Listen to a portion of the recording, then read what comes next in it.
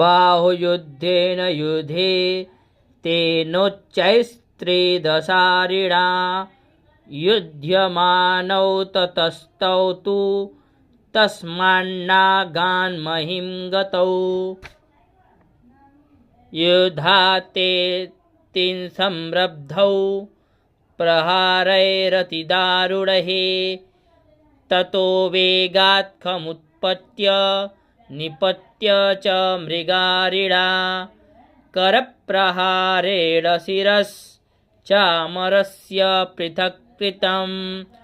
उदग्रश्चरणे दिव्या शीलावृक्षादिभिर्हतः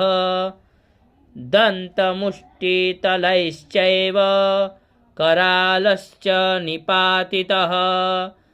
देवी क्रुद्धा गदापातैश्चूर्णयामास चोद्धतं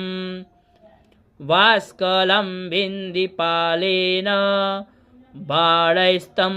ताम्रं तथान्धकम् उग्रास्यमुग्रवीर्यं च तथैव च महाहनुं त्रिनेत्रा च त्रिशूलेन जघान परमेश्वरी बिडालस्यासिनाकायत्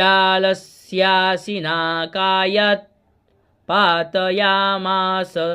वै शिरः दुर्धुरं दुर्मुखं चोभौ शरैर्निन्येयमाक्षयम्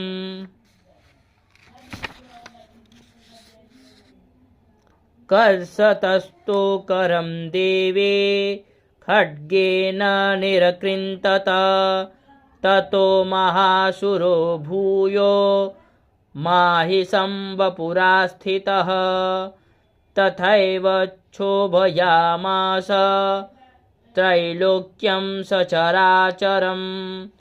ततः क्रुद्धा जगन्माता चण्डिकापानमुत्तमं पपौ पुनः पुनश्चैव जहासारुणलोचना।